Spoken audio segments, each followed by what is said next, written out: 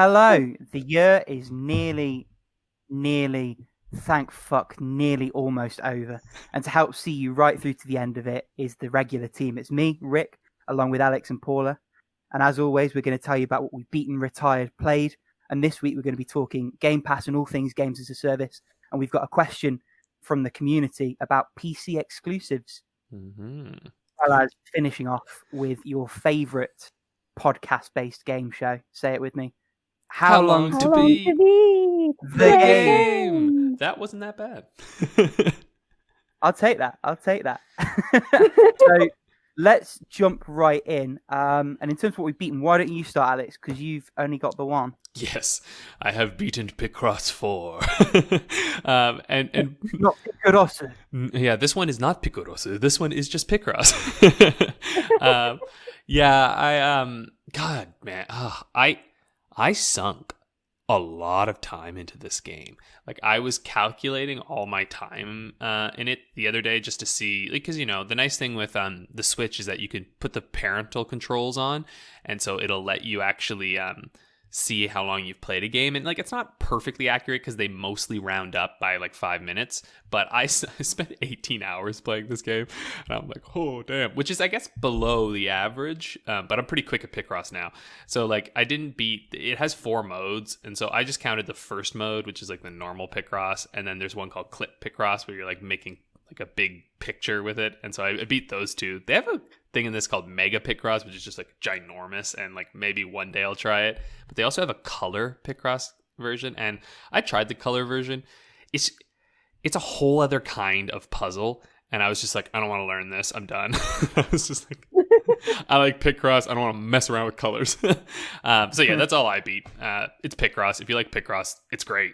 If you don't like Picross, it's terrible. So in terms of what I've beaten, I'll jump in. I've gotten, what do they call it? It's a white whale. It's not a white elephant. One that's been sat on my back for most of the year anyway, which is Bravely Default for the 3DS. I just before and a little bit during the initial of Cyberpunk, I decided I was just going to clear it out. So I restarted BoJack Horseman. While I was watching that, I blasted through the battles. Did some completion-y bits. So there's a load of blue treasure chests that unlock in Chapter 6. I got all of those. There's various abilities for a secret job class called the Vampire. I got all of those. And there's a final job that you can unlock in Chapter 6 through a really fucking hard boss battle. I'm not going to say who, because that might be a little bit spoilery too much. But after a few tries, I beat him, and that was a really satisfying fight because I had to juggle my strat a little bit to make it work. I sort of wish they'd cut out the time loop and just gone straight to the Route A ending. Because like I was saying last week, and like I said on the forum, for everything that this game nails, both in terms of iteration and in terms of refinement, it just has no respect for you, the player, and no conception of editing, it feels. And while there is a story justification for what they've done, it's really flimsy. And in my opinion, and seemingly in most people's opinions, and I think, Paul, you'd probably back me up on this, it just isn't good enough. It's not good enough a reason for what they expect you as a player to do in service of it. Yeah, I remember when I was playing Bravely Default, I think it was a couple of years ago. I was like on the time loop already, and I was like with my boyfriend, and he was like, "Why are you doing this? Are you a masochist or what?" I had those thoughts. Yeah, and I was like, no, I can't beat this because I am stubborn as hell. So if you tell me there's an ending behind something stupid, I'm gonna try to get to it. Yep. Although the initial plan, and I think I said this the other week, was to do the A route, leave it 4 or 5 months, and then come back and with another Netflix series or something similar, just power my way through to the true end. But quite a few people have told me it's really not worth it. So I'll see how I feel in a few months. I might just go back and watch it on YouTube. And the frustrating thing is, just to repeat what I've said before, apart from that, I think it's almost flawless. And even that bullshit was only enough to bring it down from a 10 to a 9 in terms of my personal rankings. So it's still a great game, and I'd still recommend it. I almost feel, I think, a little bit like you did with Spirit Tracks, Alex, where I think you should experience it. I don't think you should feel like you need to, certainly not for the true end, I don't think you should feel like you need to properly beat it to have enjoyed it.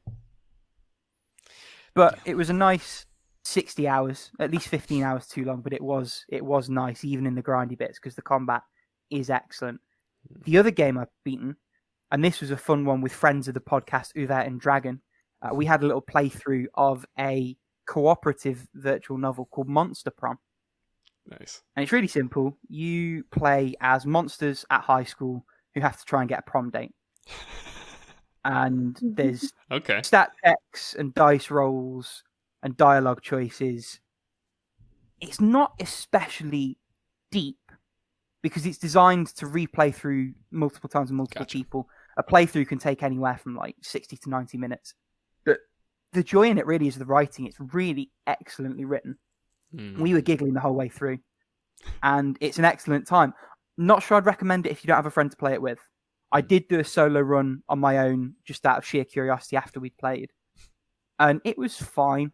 It was also, I have to come clean, partially because the dice rolls fucked me in our playthrough. So I didn't get a date to prom the first time round.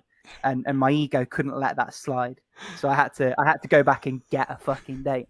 But if you've got at least one friend to play it with, absolutely get it, because it's a great little couch co-op sort of party game type thing. Sorry, that sounds so funny. It's like, if you don't have friends. I'm gatekeeping the Monster Prom is what I'm doing. That's good. Sorry. It's cooperative, but from what I've heard, you can actually sabotage your friends. You can, yeah. In the end, we didn't do that. So there was a moment actually when we played where basically the weeks are very specifically structured, and then at the weekends you have random events, and they won't necessarily involve all of the people in the group. So the two we had, there was one where Uve's character, we'd all gone to an art museum, and Uve's character managed to destroy one of the paintings by accident. And the proprietor says, if you can make me a better one, I'll let it slide. You have to pick one of your friends to help you do it. Anyway, we failed the creativity roll, and it ass blasted in terms of our stats. And then the second one, his sort of crush, the one he was going down on the route, had a conversation with me separate, and I could choose to backstab him or like raise him up. So you can definitely be a dick. I didn't, so I can't know what that's like. It's an option.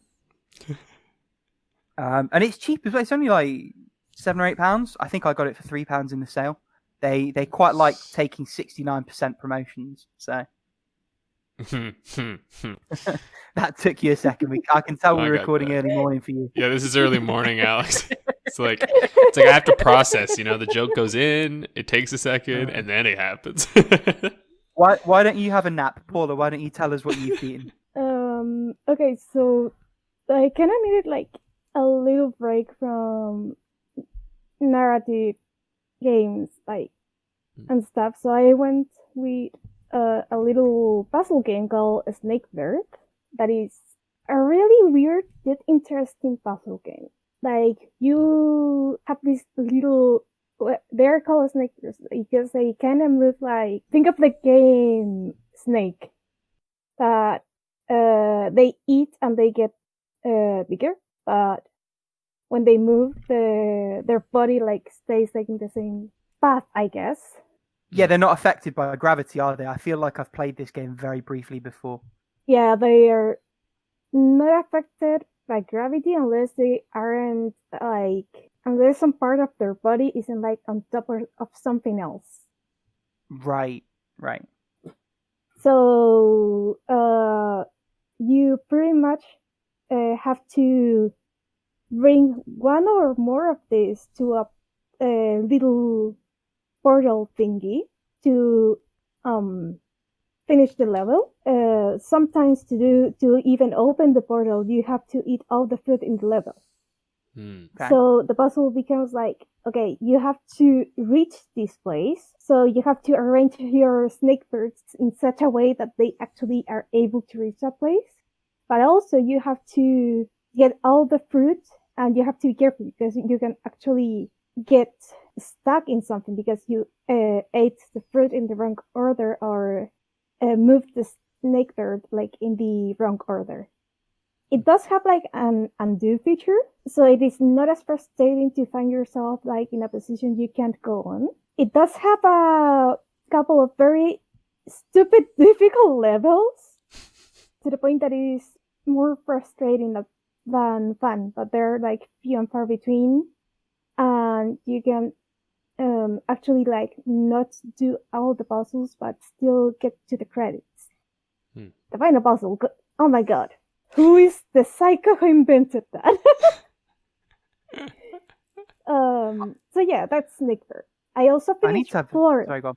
The other game I finished was Florence, that really not is like a really short game about moving on. It is less than an hour long. Like, it is really short, the gameplay is really simple, but I found that even if the gameplay is very simple, it is not, like, the gameplay is not intended to be difficult or to put like a barrier to the player, but to serve the story. Because like it really has like a bunch of little mini games as you experience the story of the game that is more or less put like in this comic-like format. The game doesn't have a single word on it, yet it is able to convey the feelings of the story and the story itself only through the images and the little gameplay it has. Cool. So yeah, if you find it like at a good price on Steam, it is. I think it's always like a couple of bucks like during Steam sales and stuff. You might want to try it. Yeah, I've always had an eye on that game because that's the one with like the yellow background, right? And she's got like the bluish hair. Yeah, okay, I know what game you're talking about. Yeah, that game I don't know why, I've always just seen it. It's always like appeared on like sales and stuff, and the artwork always caught my eye. I was like, what is that? And I'm like, I should check that out someday. So maybe I will. Yeah, don't go in there like expecting anything too complicated. It's just like another way to tell a story in a more interactive format. And I have to admit, I became a fan of it. So yeah, this is Annapurna Interactive. That makes perfect sense. Yeah, that Annapurna puts out real cool, like beautiful games. Okay, cool. It is a quintessential Annapurna release. Yeah. I'm gonna have to check the developer then. Yeah, you will like that developer. They make some cool stuff. Yeah, if I can throw you a cheeky recommendation, I think this was them. I played a game about 6 months ago called Assemble with Care, and I'm just going to double check it is them. I would recommend it even if it wasn't. It wasn't. Well, there you go. I'd recommend it anyway. It felt like a them game. But yeah, no, they do good stuff. They have, it's a little bit like Devolver where they have a really strong niche for mechanically intense indie games. Obviously they've branched out a little bit since then, but that's always how they started. And then Annapurna is similar, where it's like a story focused. Well, I mean, they're going to be, they're behind, The Pathless, and 12 Minutes is them, and like Kentucky Route Zero, Sayonara Wild Hearts. Yeah, like those are all them. Gone Home, What Remains of Edith Finch, Gora Gora, like all those really interesting kind of Outer Wilds too, actually. So like there's just like tons of these games that are published by them. So anything that you see where it's like it has like an interesting colorful art style, it's like probably Annapurna Interactive. What was the other one that they're also making that Stray game, the one with the cat in like the futuristic setting. Of course that's them. Yeah. I know the one. Yeah. Which one? Oh, it's a game called Stray. It's like it's a robot world, but there's this cat who's like investigating this robot world. Oh, yeah, I've seen it. It was at E3 and everyone lost their minds. Well, not E3 because we didn't have that this year, but like in those announcements. Yeah. And what was that last one that you beat, Paula? Oh, yeah. The Confines of the Crown is a visual novel game. A little bit iffy of calling it an otome because like it's a very specific kind of visual novel, but some people call it an otome, and you are, what's the word for it? page, like you serve a prince pretty much, and you go to this. Oh my god, what was her name? Valois. Yeah, Valois. What was her first name? Ma something. Madeline? I'm gonna call her Valois. But she pretty much, you are set up in this story where she serves her prince, and she pretty much wants this one event to go well, so her kingdom and the neighboring kingdom can have like a good relationship, like, and establish like bonds and traits and stuff like that. But things don't always go like you want, and the princess of the neighboring kingdom gets kidnapped. So it kind of turns into this unexpected mystery, because there's that, but there's also a bigger mystery behind it. Nice. I was just sort of giggling because I looked up the like description of the game, and they have a really good description of it. It is a really good description. And actually, well, I wasn't gonna play this in the first place, but like so soon. And that actually works for me because we can go to the retired games of the week. Nice. All right. Yeah, roll nice. straight on through. Nice segue. Let's rock into what we've retired. You want to take it away, Paula?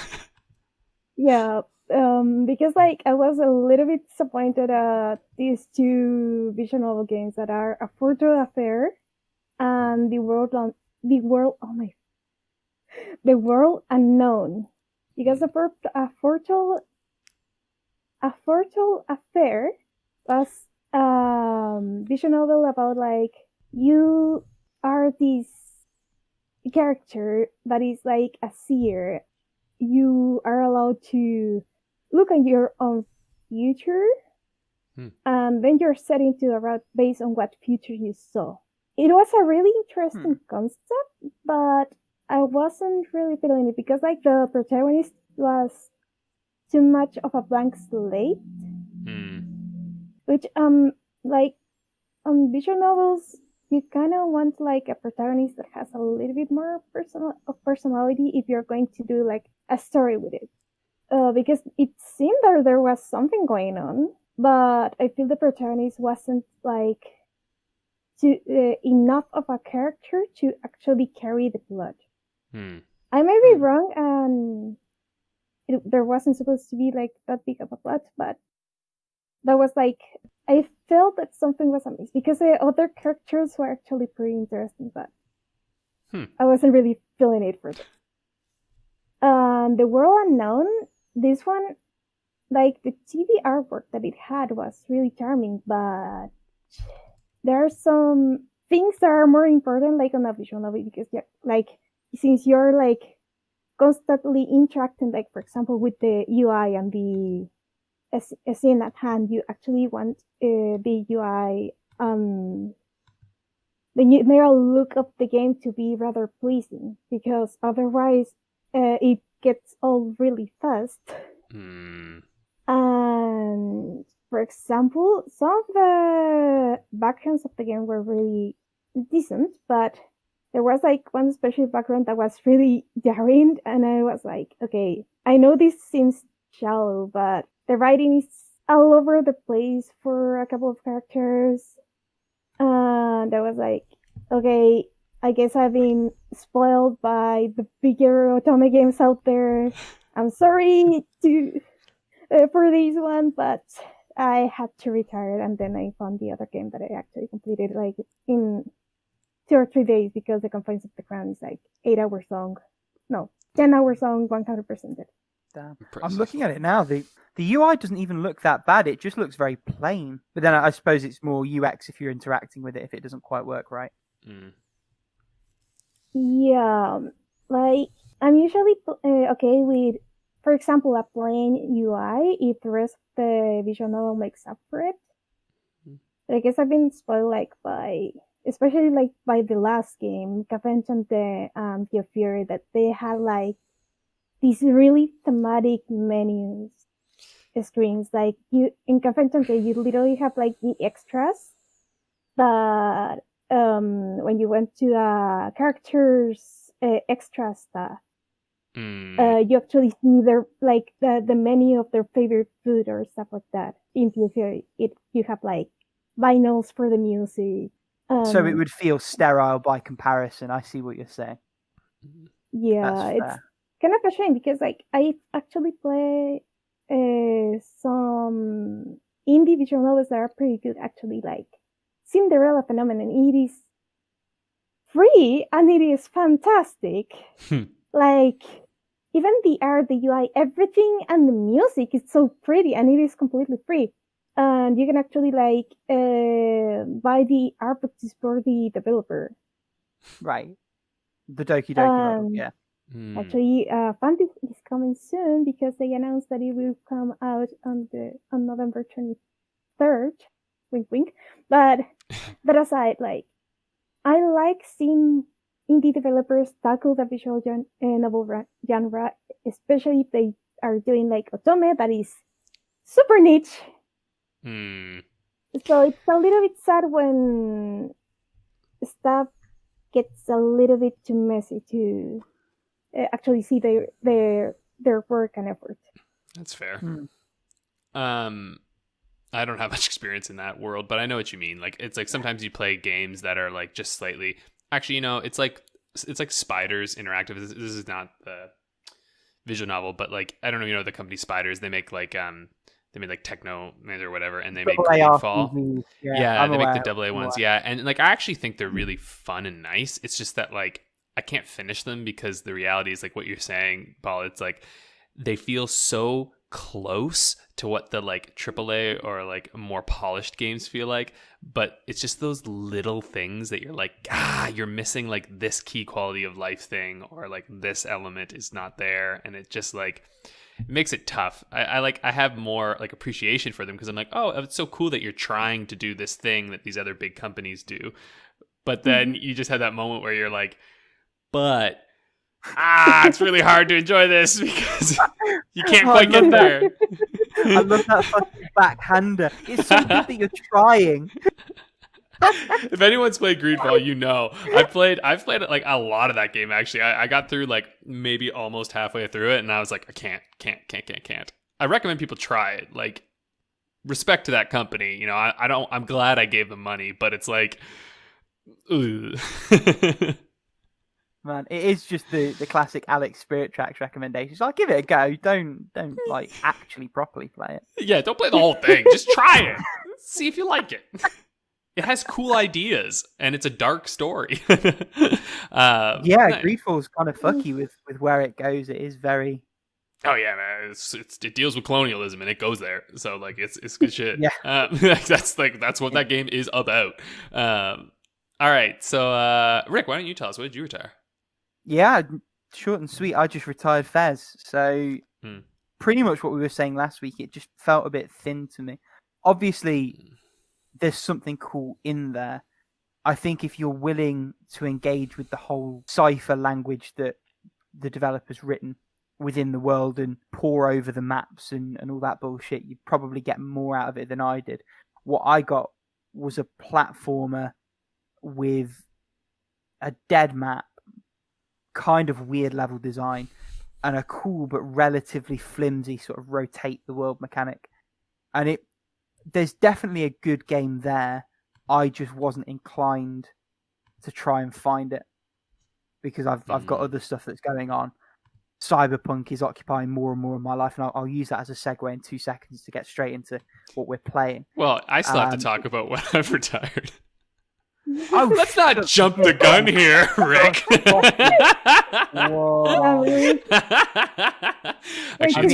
That's actually going to be really funny because my retired is going to take like 3 seconds. You don't even have much to say about Ryse. I don't, but I wanted to jump in there anyway because that's way more fun. Just wanted to make me feel bad. Exactly. I was like, I just want to make you feel bad. No, yeah. Well, go on then. Tell us. Yeah, I retired Ryse Son of Rome because I'm playing other games because I'm I'm playing Cyberpunk, which I'll use to transition into what we're playing Wow. in 2 seconds. You bet that's getting fucking edited out. Wow. But really though, I just stopped. I'm like halfway through Ryse, and like it's great. I just was like, oh, there's other games right now that are out, so like I know it's not going anywhere. You know what I mean? Like that's not a game that's gonna leave Game Pass. Microsoft owns that game. That game is gonna stick there forever. So I was just like, I'll get back to it later. And it's so chunky. So yeah, I just haven't. So now shall we transition into what Let's we are talk playing? about Cyberpunk. Yeah. He says, biting his tongue very, very hard. I know. You know, I'm a little further in Cyberpunk now. Like I'm basically at the start of Act 2. Like a little bit past Act 2. And honestly, I it's a really cool game, great game. I might stop playing for a bit because I just think it's being patched like every other day. And I'm like, maybe I'm just gonna wait until they've gotten like quite a few of their updates through it, and like because I've got lots of games right now that I honestly it's because I want to play KOTOR 2. I'm just like, I don't know why, but I really want to play that game again, and I saw that it's on. This is the crazy thing with the Xbox is like, I know people say like, oh, what's the point of backwards compatibility? And I was like, dude, I boot up the Series X and like I can buy an Xbox original game. And it was like dirt cheap, and I just have it on the Series X, and it performs incredibly well. And like they have all these 360 games, and it's just like it makes it so that I'm like, yeah, there's not a ton of new Series X games to play at the moment, I guess, but like I don't even give a shit because I'm only gonna buy those games when they're on sale anyway. So it's like having all these other games to go back and play, and they look so much better now. It's like, ugh, it makes me happy. But anyway, Cyberpunk is good. It's buggy as shit. It's cool. And that's where I am on it. What about you on Cyberpunk, Rick? Because I know you're playing it too. Yeah, and I'm having a bit of a weird experience. So before I say anything, I have to preface this with two things. The first is I am enormously biased in favor of the game. I'm a massive genre fan. I've been waiting on this since 2013. So I was always going to be, I think, a little bit more forgiving maybe than others. But the other thing is I feel like I'm living in a pocket universe where I have the only working copy for PS4. Shit. Nice. It's quite weird. I've had friends who've bought the game, had all the problems that the press have been talking about, and are very happy that Sony have decided to refund the digital versions, and that's being honoured now. I have physical, so it's neither here nor there, but I am actually immensely happy with the game. It is ropey. I have had crashes, but I've also next to no progress because the autosave is really aggressive. And the moment-to-moment gameplay, in my experience, has been fantastic. I haven't had the frame drops that people have talked about in combat. I've had an absolute minimum of visual glitches. Like I've had the odd thing where something will like clip into the ground for a second and come back up. I've had 2 instances where I've had to reload saves. Once to get myself out of a ceiling, and once to get an object from a dead enemy out of the floor. But again, you lose like 20 seconds of progress because when those things happen, you can make an autosave there and then, reload the save. And interestingly, compared to some other PS4 games, the loads aren't that bad. It's a pretty quick loading game, yeah. And then the item that's clipped will reload where it's supposed to be. And it's just been generally excellent for me in terms of performance, in terms of gameplay. I found the writing to be quite good so far. And it reminded me a little bit of Ghost of Tsushima in the sense that on a bald sort of macro level, it is basically open world checklist outside of the main story. It's full of random gang fights to break up, gigs and side missions and police contracts and dead drops and all kinds of stuff that we would decry in Ubisoft games and other stuff. But one, the way it's set up and the way it's displayed makes a difference. And 2, it feels like actual care and attention and love has been put into all of it, even the random sort of fight pop-ups. And I felt that with Ghost of Tsushima. It's what seems to be missing from Assassin's Creed and some of the other games that do that kind of thing. Is Assassin's Creed even Assassin's Creed anymore? It's a Viking game. I mean, let's be honest. Assassin's Creed stopped being Assassin's Creed a long while ago.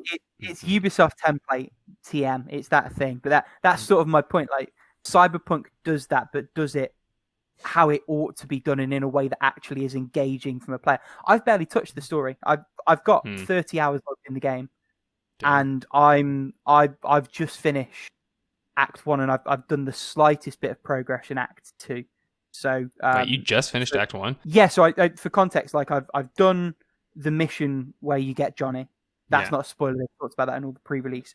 I've spoken to Judy, and I've spoken to Rogue in the immediate aftermath of that, and I've had the first meeting with Takamura in the coffee shop. Oh, okay. That's how we're about the same point. Seen Takamura yet, but yeah, we're at basically the same point. I've just spent less time. I kind of powered through the main stuff first because I was like, I have a feeling once I power through this stuff, the game's gonna actually open up for me more, and that was accurate. Because you don't see the opening logos, the actual title card for the first 6 hours or so. It's kind of and the intro was a bit too tightly wound, I felt, because there were actions I knew I could do that was sort of locked off for a bit while you were getting the story stuff done. Yeah, I feel like it slightly discourages second playthroughs, but we'll see what happens. Part of me is like, oh Jesus, if I play this again, I'm gonna have to go through that fucking long ass intro, and I'm like, you know what I mean? I'm just like, I don't want to. God damn it. But I don't know. I will probably replay it. I know. See, I've actually been enjoying the shit out of hacking. Oh man. My combat style, I've been doing a lot of stealth. I guess it's the magic using, if you want to call it RPG style. It's magic is essentially hacking and running type thing. Yeah, right. Yeah. It's been great for stealth for me. I love I'll stealth around and then I'll just I'll bust their optics and then they can't see me, so I can just run it right behind them and I'm like, gotcha! And it's super fun. The exact opposite way then, because I'm basically firefighting everything. Mm-hmm. So I've specced into body. Mm-hmm. And reflexes, and I do the quick hack stuff as well, but it's primarily I'll set one person to have their brain overheat, and then I'll turn on a TV to distract the enemies, and then I'll just come in and fucking start spraying. It's great. It's flexible in that way, in a way that not many games actually nail. The stealth seems a little bit janky, but it also seems incredibly functional. But see, this is the thing, right? I think if you try to stealth this game like you've stealthed games before, it's janky, but it's not at all. Yep. When I actually played stealth, I was people talk about, they're like, oh, it's so hard to stealth. And I was like, what are you talking about? I did the entire opening segment, there's a hotel segment. Basically, there's a segment where you have to get out of a big hotel. We'll just say that. Oh, you stealthed that? I stealthed the entire thing. I stealthed a little bit and then it janked. I ended up the second half of it fighting my way out of. Yeah, I didn't have to fight anyone because there's so many electronics and there's so many things that you can start off and stuff that I was able to distract everybody. And what was awesome is awesome. Yeah, because again, it's the optic thing. Anyone who's using this, I highly recommend that if you're trying to stealth, breaching. So you can do the thing where you breach, and then you can. I also see, this is the fun thing. When you put into your quick hack, there's one that allows you to regenerate RAM.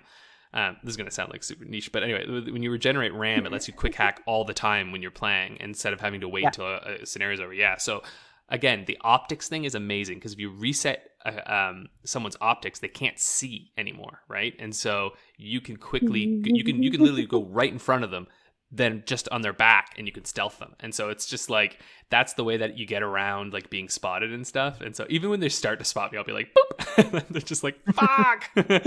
Anyway, it's there's lots of cool shit. You can spec your characters in so many different ways in this game. It's pretty awesome. Anyway, yeah.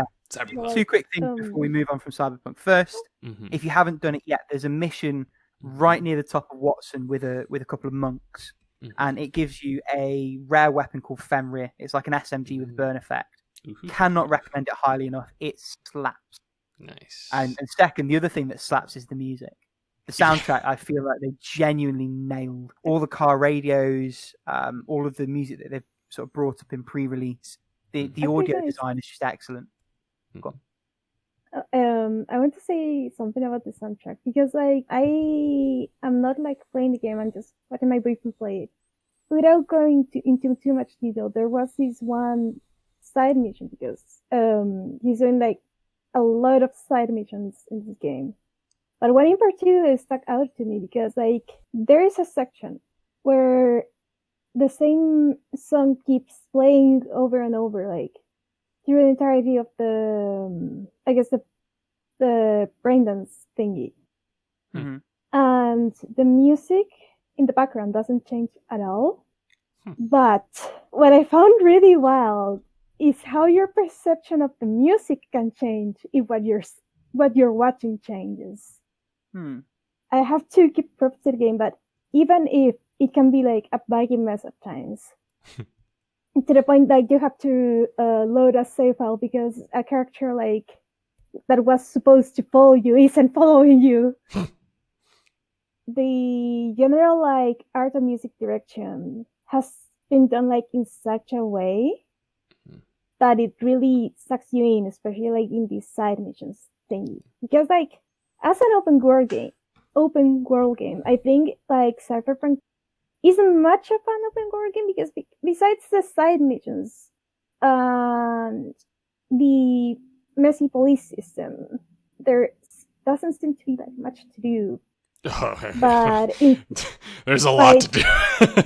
Well, so far, because trust me, there's a point, and you're going to find the point where, like, because I hit it recently, where I went, "Oh my god!" I had like a trillion things to do all of a sudden. I guess I have to wait to that point to see. But the side missions, the scripted sections, the brain dances are done in such a way. Oh my god, this section, like, it had the same music. It was a pretty cheery song, in a way. But as the ambient changes, you start perceive the music as creepy, and you almost swear that the music changes, but it doesn't. And there's something to say about any kind of direction that can make you perceive things in a different light. In a way, Cyberpunk has been doing so far. And on that point, it's a real shame that this game will always be remembered for not sticking the landing, and for needing more time in the oven, because it succeeds in spite of all the technical shortcomings that are undoubtedly present. Like even for me, having the best time on a base PS4, there are technical shortcomings, and again, for me, I'm incredibly biased. I've been hyped for this game for years. I was always going to love it in spite of those things. It sucks that will always be the caveat to any praise that is given to that game. Yeah, maybe. Time will tell, right? Because I think it's so funny though. Actually, so it was getting a lot of, I think, unfair comparisons to No Man's Sky, and unfair in No Man's Sky's favor, because No Man's Sky really, if you actually were paying attention to what that game was about, you were like, oh, we know what this will be. But then people were like hyping it up. But Sean Murray like posted on Twitter, he was like, oh, cool, No Man's Sky is trending. And then he's like, wonder what it's about. And then he just posts this gif of this dude getting his like balls hit by like wood block the whole time. He's like, no. The comparison's thin, but it is apt because the marketing was allowed to snowball in such a way that everyone thought it was going to be their perfect game. Yeah, but that's different though, right? You have to manage expectations. Yeah, but there's a difference between managing expectations and releasing a game that almost doesn't function. Do you know what I mean? Like No Man's Sky totally worked. The game was perfectly functional and perfectly, like, it was fine, right? Now, they still, obviously, there's critique to be made there, but I think they've really owned up. That game is crazy now. But it took them 18 months to get it there. And the question is, if it takes CD Projekt Red even half that long, will they then get the same goodwill afterwards? Also, they already had that goodwill, though, right? I mean, listen to us talking about it. This exact same week, they went and shat the bed with Devotion. So they couldn't have timed that any worse. You're both giving me blank looks. Are you unfamiliar with that? I have no idea what you're talking about. That's fine. That's fine. So, Devotion was a Asian-made game. It's a horror title, supposedly really very good, but there was some placeholder graphics relating to the meme that Xi Jinping looks like Winnie the Pooh. They were left in by accident, and yeah, I find it funny too. But the Chinese do not. The Chinese government. No, well, we're not getting that Huawei sponsor anytime soon, eh? Yeah. So they removed the artwork as soon as it was pointed out to them, but that wasn't enough. Steam bent the knee and removed the game from Steam.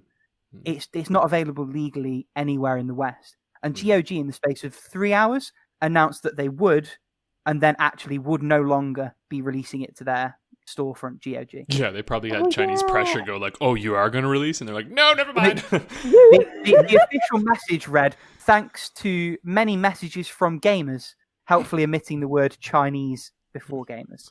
And but this is the thing: no one would have thought anything if they hadn't announced it. But they announced it. Everyone got super excited. I was excited. I would have been buying it day one, partially out of morbid curiosity. But then they went and pulled defeat from the jaws of victory. I mean, PlayStation pulled Cyberpunk from the digital store, which is like, you know what I mean? That it's like it's kind of wild. They're having a bad week. Yep. They are. It's I don't because you watch MVG as well, don't you, on YouTube? Yeah. Because he did a video the other day saying it's probably a certification thing. They probably got a waiver on the basis that they would get all this fixed day one. They did. That's actually exactly what Cyberpunk said. Or CD Projekt Red said that Microsoft and Sony it said like, yes, it's fine. You can release this because you have a day one patch coming. And then Sony was like, God damn it. Where the hell's that fix of the day one patch? It's like, you patched it, but you didn't really do it. Sorry, we're breaking up. We said day one crash. Yeah, exactly. Nice. All right, well, let's move on. We should actually probably scoot along here. I'll just talk really quick about the other two that I'm playing because it hasn't really changed. I'm playing Koudelka still. I'm into the second disc. This game is dope. I still have no idea what's going on. I met a little ghost girl who was very sarcastic and mean to me. And an American accent. Yeah, definitely an American accent. Little Welsh ghost who is very much American. This game is amazing. I still think it's fantastic and people should play it. It's just dope. And I'm playing Hades now, and I am actually playing Hades. And this game is also so good. It's just perfected the roguelite. I love it's funny, I heard someone talk about this too, but I kind of almost like the moments in between the runs more than the runs themselves. Because that. Right, and not to say that the runs are bad. The runs are great. It's just that like there's the in between character development stuff and like the things that you can do. It's just like really cool. So anyway, that's what I'm playing. Who wants to take it next? Go on. What about you, Paula? I'm still on my quest of finishing Hyrule Sage of Calamity. I'm 39 hours in, still in post game content. I thought it would take less time to do what I was trying to do. But, well, I still have been having a lot of fun because of, like, all the different characters and mechanics. So, some of the missions are starting to wear a little bit thin on my patience. So, I actually had to take a break of the game, like, for a couple of days, before jumping back and doing more side missions. But, still pretty fun. But they really make you work for those two last characters. Nice.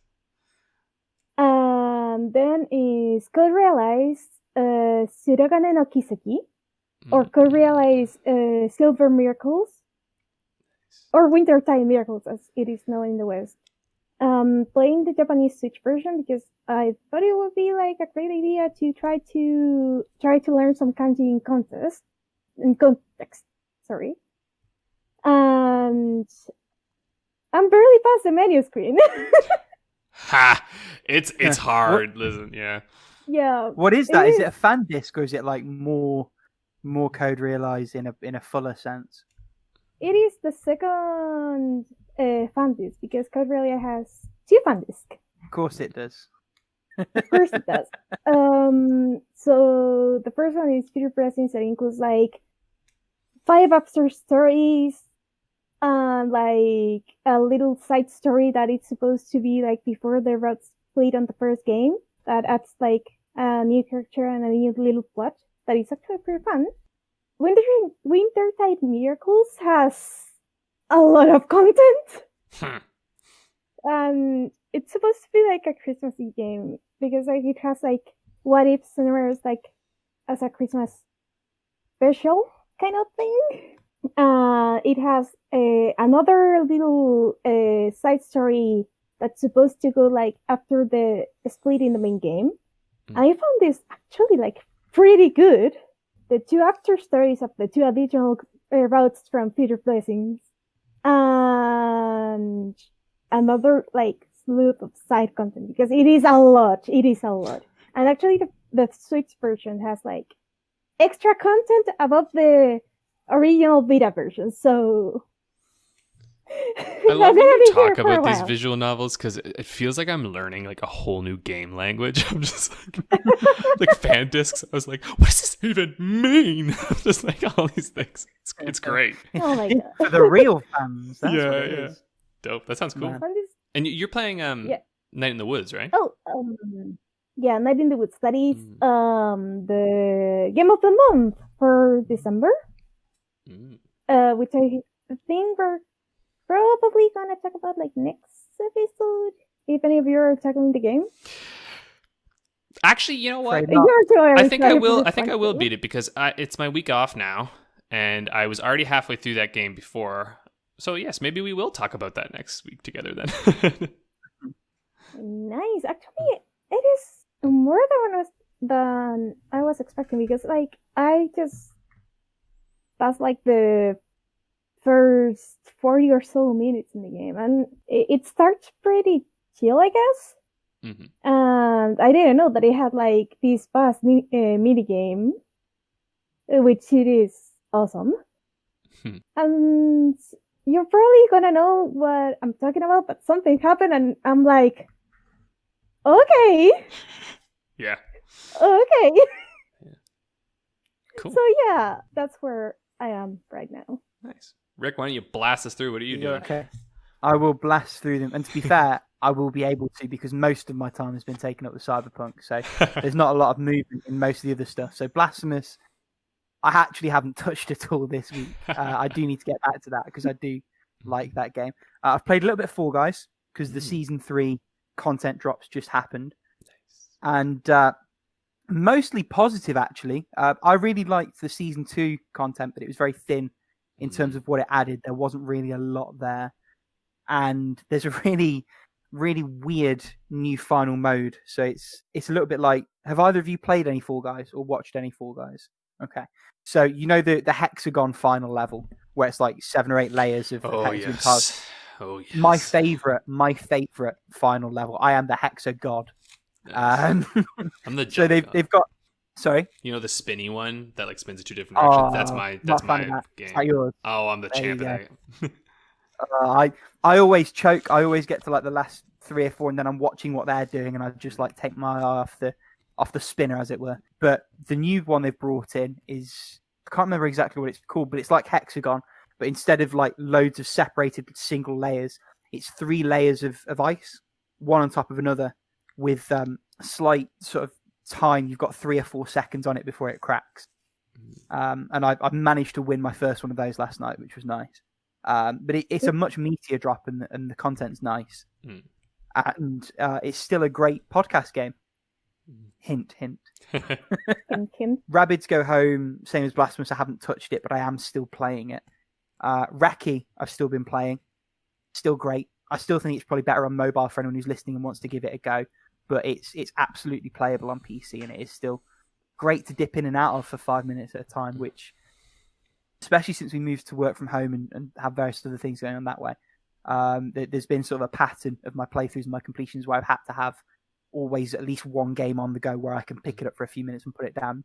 Reki's been great for that. And then just finally, I've gone back to Rayman 3 for the Game Boy Advance, and cover your ears, Super Mario World fans, I like it more. It's a newer game, right? It's built on it. It's great, and it looks really pretty, and it plays quite well. There are 2 major drawbacks. The first one, based on what I know of some of the other 2D Rayman games, this is a common criticism. The camera is very close. So there are lots of leaps of faith. There are lots of situations where until you've died, you can't really know it's coming. But for the most part, even on game overs, your respawns are quite generous in terms of how close you come.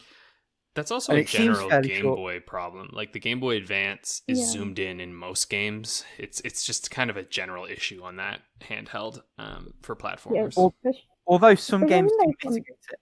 Sorry, go on. Especially like on the ports from Super Nintendo games. Yeah. A lot of those have the same issues, especially like the platformers and stuff. Yeah. Yeah, unless you want to rebuild it, there's no way to properly scale it from the SNES screen to that, unfortunately. Exactly. But it all depends on the kind of platform you build. Like the Castlevania games on GBA, there's a platforming component to them, but the sprites are a little bit smaller. It's set up in such a way as I never thought about it once, but I do find myself playing this, thinking about it quite a lot. But I'm about halfway through. I think if it felt like it was going to be a long game, I might say, okay, I've had my fill and shelve it. But I suspect I'll finish it before I'm even thinking about that. The other problem is the map system's kind of shite. So instead of having, say, Super Mario 3, for example, or Super Meat Boy, where you've got a level map and you move from point to point to point and then go into the level map is a level in and of itself. And so that zoomed in camera problem compounds itself because it's quite difficult to know if you've hit all of the levels in a level. And if you want to go back to a specific level, you won't necessarily remember where that level is in the level. Level. That's gonna be level. But it is good. Given I got it complete in box for £4, I feel quite good about the purchase. Nice. And I suspect that'll be one of the games that I finish sort of this side of 2020. So I've been having a lot of fun with that. But I bought it full price rather than downloading it as part of a digital games bundle. That's true. So before we jump into that, though, Paula, did you want to talk about Smash for a second there? Yes, sorry. That's okay. Oh yeah, because like Sephiroth was announced for Super Smash Bros. Ultimate, and you can actually unlock him earlier because he's supposed to come out like officially on the 22nd, if I remember correctly. Yeah, I think so. But there's the Sephiroth challenge event where you can actually like battle one-on-one, one stock each in that mode where you, instead of bragging up the percentage, you have to make him reach 0 or get him out of the stage somehow. Unsurprisingly, the very hard mode is very hard. Sort of in the name, isn't it? Yeah, but it was actually pretty fun because like it felt different from trying to from getting the other characters because you actually have to battle him to get him earlier than usual. And it was a lot of fun. Also, Sephiroth is broken. Oh, the range is insane. Yeah, his range looks nuts. The range is completely insane, and if you screw up what you're doing, really easily, he will launch you in the air and start like juggling you in the air and bye health. He also has a counter, and since I was using current to unlock him, I had him like at 1 or so HP left. He countered me. The nerve of him. Heavy. Yeah. My victory was a little bit shameful because like You cheesed it. I cheesed it by accident because like yeah, it was by accident because like I have a I'm sure it was. I have a Joy-Con drift on all my right Joy-Cons. So sometimes what happens is that my character gets stuck like in the charging smash animation. But that actually worked for me because like I actually like landed the first hit and got him like kind of far from the ledge and he had to recover. But since I was going to hit him, since I got stuck, I actually hit him like with the right timing by accident and sent him far enough that he couldn't recover. I did him like in 7 seconds in that one run. We take those. So yeah, I have Sephiroth everything. Should we move on then? Yes, let's. And I'll let you two sort of dominate the floor on this because you actually have game streaming services, which is our topic of the week. So yeah, take basically, it away. I mean, like not necessarily game streaming, but like also just like Game Pass, like digital subscriptions, all these good things. The new world of gaming, one might say. Yeah, Paul and I both been doing Game Pass. I've been doing Game Pass now since I got my Series X. And I have to say, like, it's really a phenomenal service, particularly I think in countries where games are getting just so expensive. Especially here, like to buy a new game is just, I don't want to. It's so much money. And what I've found happening for me is that I'm actually less interested in some of the blockbuster games, weirdly enough, on these on Game Pass, and it's actually some of the smaller shit that I'm like, oh, I've always wanted to play like that little game, like Outer Wilds, for instance, right? I was like, oh, I really want to play Outer Wilds, and then it's also letting me go back and play, like, I was like, oh man, Fallout New Vegas, like, I'd really love to go play that again, and it's just like, oh yeah, it's right there. Okay, I guess I'll go play Fallout New Vegas, and it's like all of these older games that I've always wanted to experience or maybe just missed, and having the opportunity to just kind of like pop it onto my console and just get right into it has been so amazing. And so like on the console side of things, it's been great for me. And there's always like something new coming in, like Doom Eternal's on there, and I'm just like, oh shit, I gotta go play that soon. Like very good, right? And it's just like all of these. I don't know. It's almost dizzying the amount of choice that you have in there, which I will say does sort of make you. Well, it makes me less compelled to necessarily beat games, but I think that's okay. Like I'm more interested in, like, for instance, with Ryse, it's like it's there's less of this need to be like, oh, I have to beat it because I paid for it. It's more like, no, I can just play it and enjoy it for the amount that I want, and then if I feel like it, yeah, I can go back later, right? And so like I kind of like that. It's like there's no pressure, you know what I mean? Like I don't feel like pressured to like, you gotta beat this damn thing, man. You spent your hard-earned money on it. And I'm like, nah, I did, but it's a subscription and I can just play a different game if I want. So that's been really, really nice. What about you, Paula, though? How's your Game Pass experience going? Because you're mostly on PC for it, right? Or only? Yeah, so before Game Pass, I actually tried PS. It's not PS Now, that's the streaming one. Before PlayStation completely pulled the plug in the on the Vita. Sad. Sad. I actually had like the subscription for PS4 where you get like a couple of games each month. Oh, PS and Plus. You have to actually like do the thing where you add them to your library. Yeah. And the one thing I didn't like about that is that, well, in any subscription, you completely lose access to all the games once you stop paying for it. Mm-hmm. And also, streaming for the PS4 sucks, like, badly. So I think I tried PS Now at some point, and I was like, okay, this is something I will buy. Ended up, like, canceling my subscription, like, to everything PS4 because, like, I didn't play with my PS4 enough to justify it, and since they were like not supporting the Vita anymore, it was like, okay, why even bother at this point? Fuck you too, then. Yeah. Yeah. Well, so with a sour taste in my mouth, it actually took me a while to actually start considering Game Pass, and I have to say, Game Pass is amazing so far because like I had like all these little indie games that I really, really, really wanted to try. Mm-hmm. I was like, but I'm doubtful because like I could technically buy it on Steam and then try it, and if I don't like it, I can get that refund. But there was like that maybe not mentality where I think a subscription allows you to try stuff you're unfamiliar with without feeling guilty. Yeah.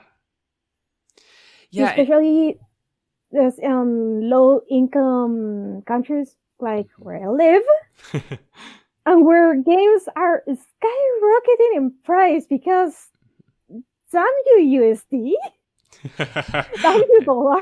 I know, damn the dollar. Damn the dollar.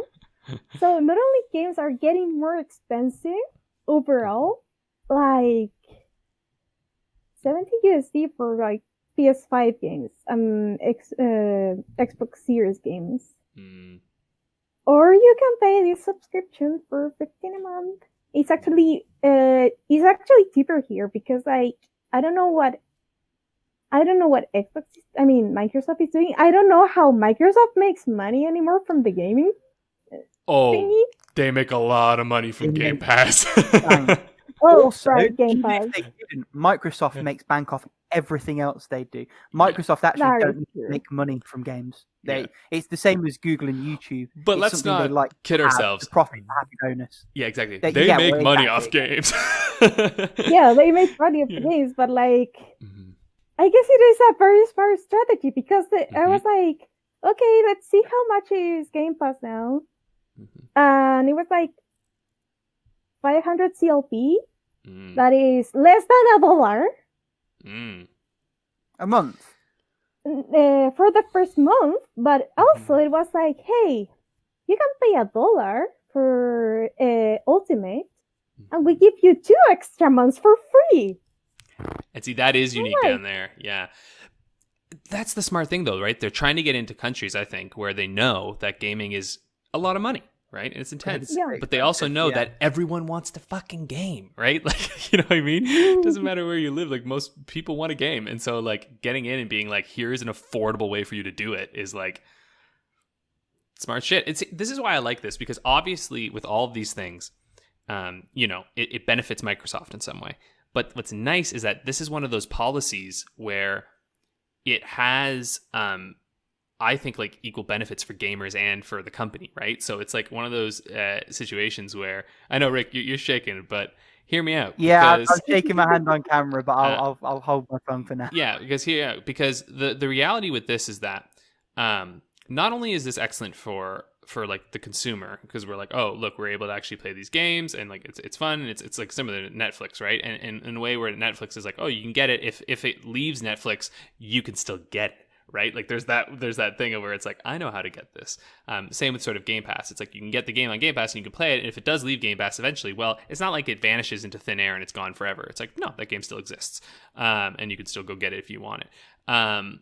But it provides security for smaller studios, right? That is one of the best things. Like Double Fine and Obsidian, like they both have said, they're just like, oh my God, we don't have to worry about how I'm going to pay my employees tomorrow, because they've been acquired by Microsoft. Because they were bought out, rather than being. Because remember that a lot of the ones who've been bought out, that's the helpful thing. But Game Pass has helped with that too. But even smaller like indies are just like, oh my God, we get this nice purchase from Microsoft, which like, even if they don't sell their game more, which they will, it's like, not only do you get paid for your game being put on Game Pass, which is amazing for them. It's like, oh, look, we've got money coming in. This is probably going to cover a lot.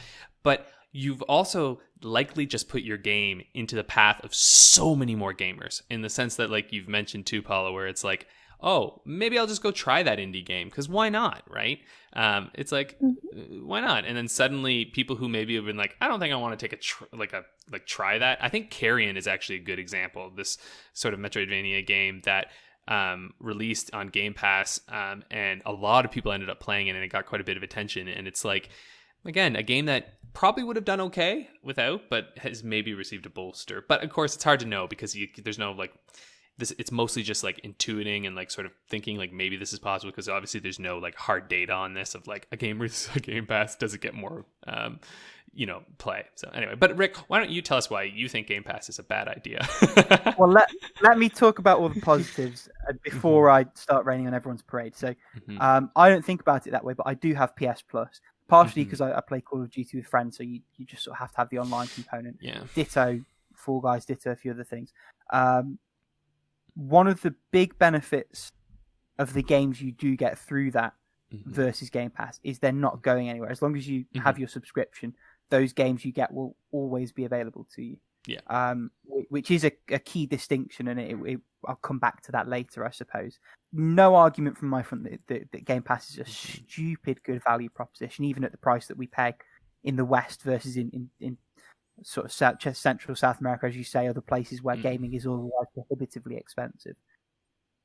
And it definitely is good for discoverability, though. Those are all good points. And if it's one thing within the landscape, I have no problem. My worry is if the only way to consume those games becomes you have to buy this subscription. And you don't know how long the game's going to be on there. And you don't know what's going to happen to your saves if and when you have to take a couple of months off the subscription. And you don't really own the game itself. That becomes a concern for me. One of my pet things is sort of ownership, and particularly in terms of EULAs. So with digital purchases, you don't actually own them. You have purchased a license to access that content. Yeah. Which fine at the moment, because nobody's trying to be skeevy about it at the moment. And to be clear, I play a lot of games on PC. I have to buy all those digitally. But also, PC's an open garden.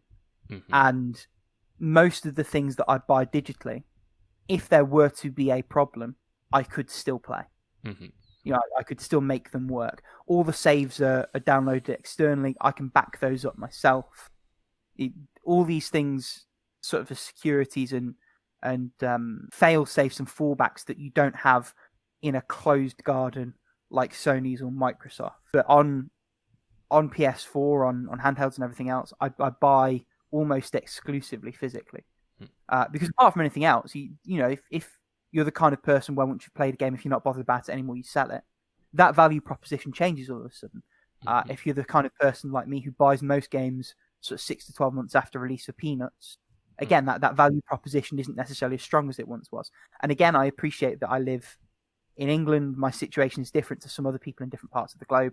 Obviously, that's a thing. So my position isn't necessarily that these things are inherently evil and awful and must be raised from the earth. My position is one of cautious skepticism. And to tie a bow on this in a positive note, I am actually planning, I don't know if I've mentioned it on the podcast before, so I'm moving out of my current place when the rent finishes at the end of June.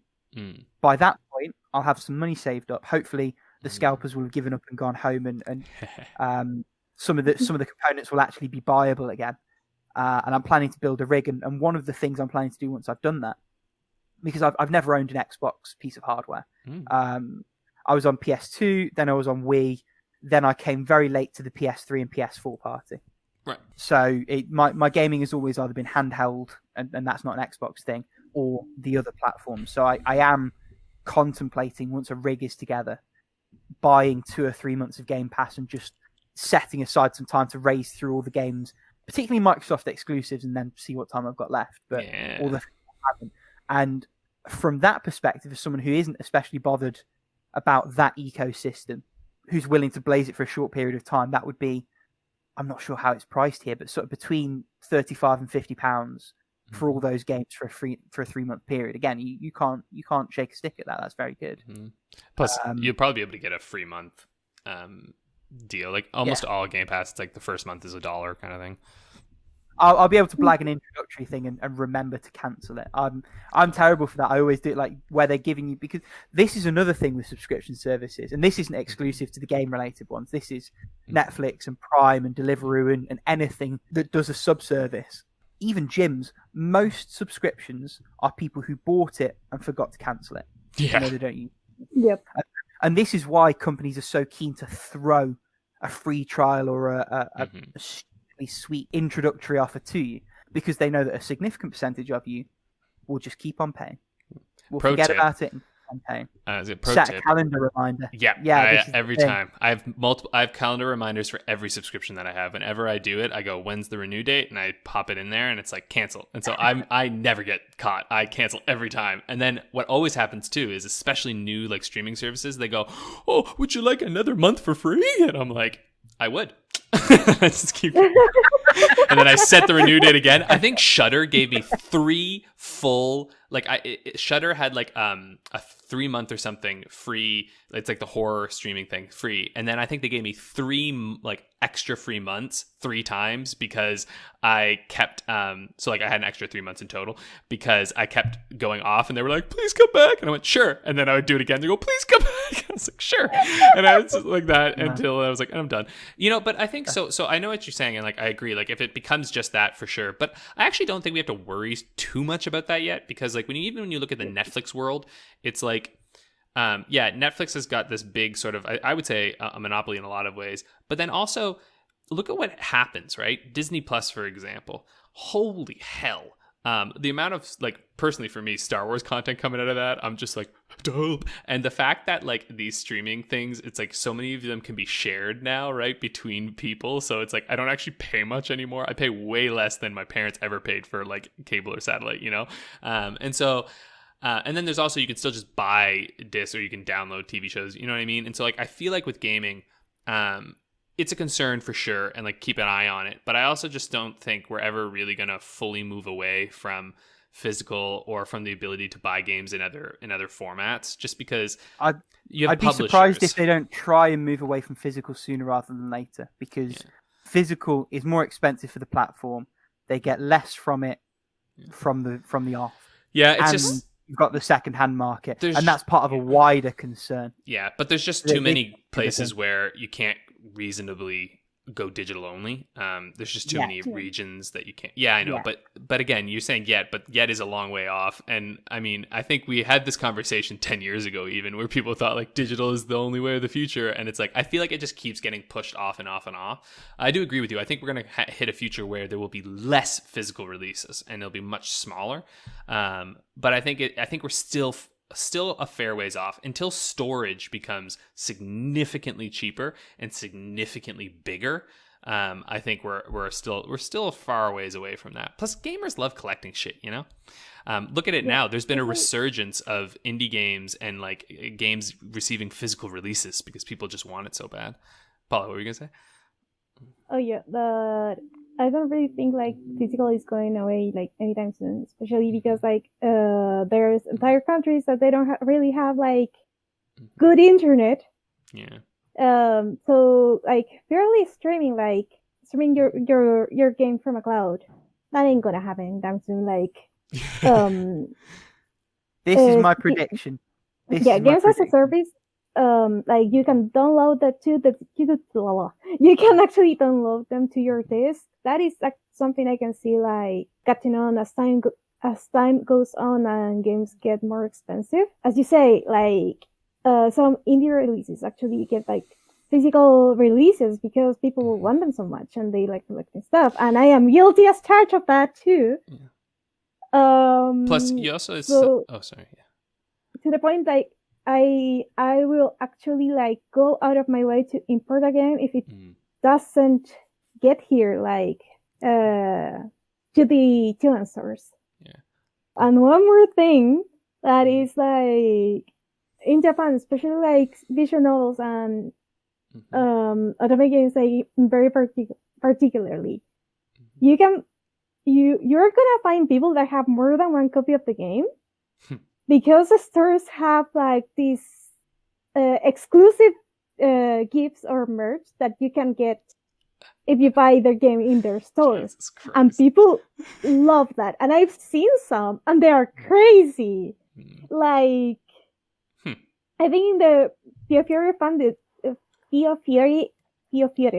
fan disc release on Japan, there was one edition that had like crystal cup for wine. Nice. So if you see like, for example, in Japan, you see like all this crazy shit, and at least for the Nintendo Switch, that is like very strong right now in Japan. I don't think physical is going away just yet. That's fair. All right, Rick. Because here's people love it. Now's my prediction. I think your optimism is both misplaced. For the first time ever, both the big consoles, sorry Nintendo, have discless versions. The push has already begun. And my prediction is within 2 console generations, there will not be a disc drive. And see, here's where I'm going to push back, because this is a conversation we have in other forms of media.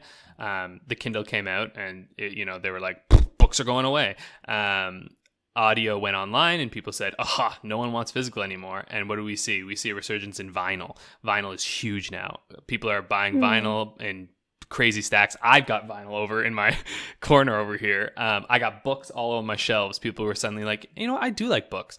And so what I imagine happening is, yes, we'll see a bit of a push, but we're going to see 100% a resurgence in a desire for physical media. And we're already seeing it in some ways. Is it smaller than what we've had in the past? Totally. Yes, it's definitely not as huge and expansive as it was before, but it never goes away because people like it and nostalgia hits hard, right? And so I always just think that why have one when you can have it all, right? And so like I think the companies are like, you know what? I lose market share and I lose customers if I get rid of my physical copies, because there is a market for that. So I think, you know what I mean? I think you're right. I think they're going to push. And so I think the emphasis will be on digital, which is actually kind of okay because what will probably happen is digital games will probably be even cheaper. Not on Xbox and PS4. They said that back in PS3, and it's the same price as box. Xbox games are real cheap. But I mean, like, there's sales more frequently. Like, the games there, like, I have to say, every fucking week there are sales. Like, I'll give you that one. Yeah, right? And so that's what I think the emphasis becomes. They sell this digital games cheaper. And then they'll always still have the physical for if you need it. And because when you think about it, your value, you're like, just finished my economics course, but your willingness to purchase a physical copy is more than the people who want to get digital, right? You value physical more. So they're going to sell you the physical game probably for a little bit more expensive, but it's still going to be sold there, right? Anyway, I don't know. I think you're right, but I also think there's a caveat there too. That was our conversation on games as a service. Yeah. to loop it back around, as part of a wider ecosystem, I think we're all in agreement that subscription services like Game Pass are good things and provide really stupid good value. And that we should be skeptical about them too. Yeah, and I think you're right. Like, we should be skeptical about them. Like, you don't want to just take it at face value all the time. Like, yeah, definitely. There's definitely merit to being skeptical of these services, just like with Netflix, right? Just like, be wary. 100%. Nice. Okay, why don't we move on to our question? I have to admit, I'm really hoping you two take the brunt of this question. So this is Avatage asked, what is your favorite PC exclusive game, and what PC genre and or game do you think would benefit from being on console, and what would suffer from being on console? So to give a little description of, like, for example, many real-time strategies don't port console very well, along with grand strategies, etc., etc. However, other genres like FPS have been ported all the time, even though they are inferior at best and unplayable at worst when they make the jump to console. I disagree, but that's because I'm a console-raised fellow. So yeah, why don't we take it away here? Who would like to jump on this question first? I think it's interesting. Paula, go ahead. Yeah. First. So this is very interesting because I actually started playing like on PC because I love to play like RTSs. RTSs don't translate well at all on console because you have to do so many clicks per second to actually be competitive or even competent at RTSs. I think technically you can say Pikmin has some RTS on it, but that is like a very special case. But games like Warcraft 3 or any of the Age of Empires games, those, and there's actually a port of Age of Empires 2 for the PS2, and I think there's a very good reason why people haven't tried to port that series to a console again.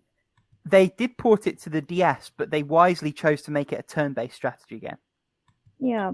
I had that as a kid. It slapped, just on a slight tangent. Age of Empires, Age of Kings, chef kiss. Yeah, I have to say, like, I was having such a hard time with this because there's not many PC exclusives anymore, you know? Like, PC is really, and which isn't the strength of the PC anyway, right? Like, the strength of the PC is versatility, maximizing settings and stuff, right? So, like, and like, honestly, usually things that are cheaper. So, like, it's kind of that, and like a crazy indie scene. So when I was thinking about this, I was like, Jesus, all I can think about is like what you said, Paula, was like RTSs, like my Rise of Nations and like all those Age of Empire game.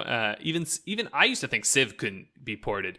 And then they ported it and it was good. I was like, what? But it's way better on PC. But I think a game that I do think would be very good on consoles, and I'm pretty sure is coming to consoles anyway, and I've been waiting with bated breath, is Disco Elysium. It is. It's been confirmed for Xbox. Yeah, and I'm just like, gimme, because I keep hearing everything about it. And like those, but you know, this is, yeah. So CRPGs, actually, let's take a second here, because I talked about Divinity, I think, on this podcast way at the beginning, Divinity Original Sin 2, and I fucking hate that game, but I know people love it, like it's amazing, and it's just this PC darling. Playing it on console is a miserable experience. Now, they translated it well, but it's still a miserable experience, and I think that's a genre, like the heavy inventory management genres, right? Like, these games, these CRPGs that have crazy menu systems with like tons of inventory, a lot of like loot that you pick up. When you play that on a console, I'd rather die, because like trying to navigate through all of it with a fucking thumbstick takes forever. You're like, I just want to fucking select the, and you're like going down like a long list, and like it clearly is meant for a PC where you can just click everything, right? And I bet you I would have liked it more if I played it on the PC, because in general, clicking around and that strategic kind of gameplay, it just works better with a mouse, because it's just so much more direct, right? I don't know. That's kind of my take on it. What do you think, right? I've sort of taken a slightly different approach to it, because I think what Abatage is really asking, he says, knowing Abatage's thoughts and feelings, is sort of games that would benefit from working with a controller. Yeah. And while there is controller support, it is true that generally games like RTSs struggle with that medium. Theoretically, so do FPSs, but one, people have got quite used to just working with the twin stick, and two, and it's something I hope that the big console manufacturers sort of twig into as a control option going forward. Have you guys seen like flick stick gyro controls for control for? Oh, I've FPS? heard of these. Yeah, but I haven't really. The concept is the DualShock 4 and I think the Xbox One and Series controllers have a gyroscope in them. So instead of using the right stick to aim, the idea is that you use the right stick to orientate your character in 360-degree space, and then you use the gyro to move the reticle. And there is a learning curve, as there is with anything, but it is very, very close to the kind of versatility that you have with mouse look. The other caveat, as someone who's a proud owner of not just one but two Steam controllers, is that the flexibility those give you to remap things is crazy. So because, for anyone who doesn't know, a Steam controller looks a little bit like an Xbox pad, but there's a few differences. Firstly, you've got two grips built in, which I always loved. It's one of the big reasons I bought it in the first place, because when this first came out, that was before Sony had their back button attachment. It was about the same time as the Elite controller brought that functionality to Xbox. And grip buttons, I'm gutted that they haven't added them to the base controllers for the new gen, because they really are a game changer. But beyond that, it only has a single analog stick. In place of the D-pad and the right analog stick are a pair of trackpads with haptic feedback, various sensitivity touch points, and between community setups and taking your own time to work within the mapping software through Steam, you can make some really crazy macros, setup options. So I've seen, for example, people use the right trackpad as a menu. So you have like 9 different buttons on that trackpad, and then you like click the pad in when you're hovering on that region of the pad to do it. You can set up menus, you can do things in combination with other trackpads. You can set up a modifier, so you can make left bumper a modifier, so that 9 menu circle can become 18. And suddenly things where you need lots of inputs very quickly, you can have 18 under one thumb. And then games like RTSs immediately are, if not completely viable, are more viable than they ever were. So I think with the right tools and the right patience, anything can be played on a controller if you have the right controller. Oh yeah, that's my personal view of it. In terms of what my favorite PC games are, because I'm sat on a laptop with a 960M graphics card and a like 4th gen Intel processor, the games I'm playing on like massive graphical powerhouses, most of them have at least one console port. But if the ones that haven't, they're all 9 out of 10s. There are, for me, some of the 10 milligram games that we talked about a couple of months back on the podcast. There's a game called Heat Signature by the maker of Gunpoint. It's like a top-down twin stick shooter, but with hacking elements. And here's my challenge, though. What's your favorite?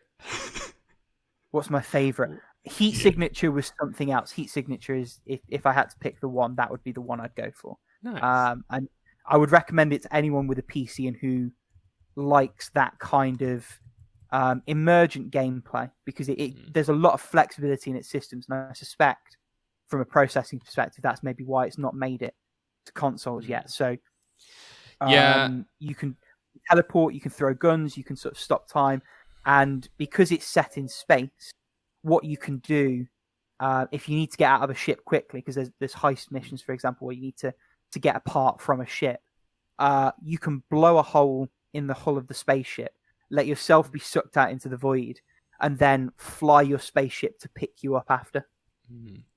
It's the amount of stuff that game lets you do is crazy. But in terms of what games would benefit from going console, one, I think that game would. But also, I think this is going back to what you were saying, Alex, and what you were saying, Paula. Most games do. And specifically going back to what you said, Alex, in terms of where the PC's strength lies, I couldn't agree more that it's no longer even in graphical oomph necessarily, and it's not in versatility of input necessarily. I genuinely think it is a question of being an open garden, having access to mods and versatility of storefront and all of those other things. So 10 milligrams that I mentioned before, that collection is not viable on any console because of the amount of developers involved in the collection, because they're all sold separately, the fees you would need to get it on the storefront in the first place, the fact that they're all developed sort of very bare bones with minimal input stuff that you couldn't get away with to get through Sony certification, because you'd have to have all the button prompts be right and all that other bollocks.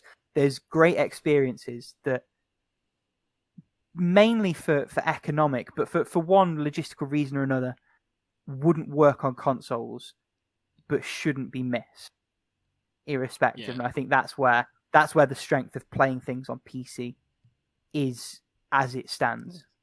Nice. Yeah, also on PC you can bypass a lot of stuff. Yeah. Because like my university, like all the computers you can't really install anything on them. And here's where my favorite PC, quote unquote exclusive, I say, because like, why would anyone play like Age of Empires on a PS2? But Age of Empires 2, not the definitive edition, the base edition, is kind of like my favorite PC game for the most stupid reason, because like we found a way to put it like on a USB stick as an executable, and we don't have to install it.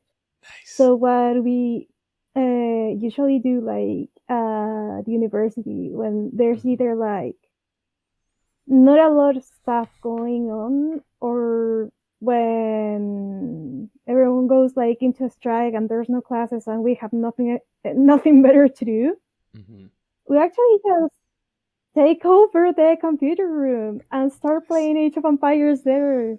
And it is amazing, because I've never have, like before that, I never done like a LAN party. At most, I would play like Warcraft 3 with my siblings, and we were like 4. But playing Age of Empires with people you know, all around you, it is an amazing experience, to be honest. Because like so yeah, that would be like my favorite PC game. If you want to go like for PC exclusive, that would be like Warcraft 3, but yeah. But yeah, the versatility of PC is stupid. The things that I would think would benefit of going to a console is anything that can be played with a controller, because the more exposition you give to a game, the better. There are actually games like Dark Souls that you don't want to play on a keyboard. You don't. Yeah. So yeah, anything that can be played decently on a controller can benefit greatly from going to more platforms. Nice. Although on PC it gives you that flex anyway. It's going back to that versatility thing. If you want to play with a controller, you can. Generally speaking, like obviously developer input notwithstanding. I'll shout out real quick my favorite PC. It's not an exclusive game, but I think it's best played on the PC. Knights of the Old Republic, the first one, it's just best played on the PC. You know, like there's an Xbox port and it's good, it's functional, but I just think having the mouse for that game just made it so much better. I loved playing it there. Why don't we move on then? Because we're running a little late here, and I hear my puppy stirring. Don't worry, I'm ready to go. So without further ado, Excellent. I will hit the randomize button. It's time for How Long to Beat the Game. Saturday morning RPG. Oh, that. Yeah. I have no idea how long that is. I know what game you're talking about. Me neither. Right, I'm gonna jump in both feet first. Okay. I'm gonna say main 10 hours, and I'm gonna say main plus 17 hours. How much time do we have when we do when you choose 2? Is it 2 hours or 3? I think we've said 2 before. If you want it to be 3, it can be 3. No, as long as we No, universal. It's 2. It's 2 within 2. Yeah. It's 2 within 2. Yeah. Sorry. Yeah. Okay. I'm gonna go a little less. I don't think this is a very long game. I'm gonna say 8 hours for main, and I'm gonna go 11 hours for main plus. And I don't think I'm gonna try completionist because I have no idea. Okay. Yeah, you're smiling, Rick. Do you know something about this game? No, but I'm cautiously confident. Full context, retired this game. I played it for 10 minutes. Went, nope, not for me. Oh. Because I've never heard about this. Like, it's like a SNES style RPG. It's quite graphically nice, in fairness, but it's themed around like Saturday morning cartoon stories. You know what? I'm gonna do 9 and 15. Actually, that's where I'm going. 9 and 15. Ooh, yeah. Okay. Yeah. I don't want to go where you are, but I'm going there. What do you think, Paula? It's like one of those indies. Yeah. Yes. What the hell? I mean, I kind of want to go like. Bearing in mind you've got ground to catch up. I guess. Sorry? I'm not gonna try 7 for main. 10 for main plus. Anything more than that, it's probably way more than it. Because it kind of reminds me of the arcade game that a friend brought on a USB stick one day and was like 2 hours, but still was an RPG. Wow. So, are we all happy with those scores before I hit the reveal? Let's do it. Let's do it. Let's go. Oh, I think we've all shat the bed. So, God damn it! I knew I was right. Main story 4 hours, which I believe precludes us all immediately. Yep. Main plus is 10 hours. No, sorry, main plus is 7.5 hours, and completionist is 16 hours. I would have been wrong either way. I overshot. I knew this had to be a short game. I was like, there's just no way this game is long. Like, it's episodic. Yeah. What I've overestimated is how long those episodes really took to play. Yeah. But you said it is not well reviewed. No, it's not. I mean, it's okay. 62% is not bad.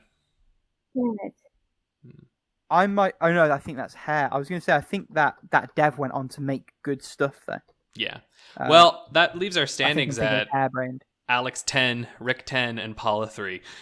We're all on the scoreboard, but there's no winner yet.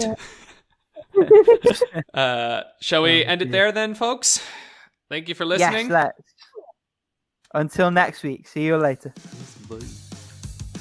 See you.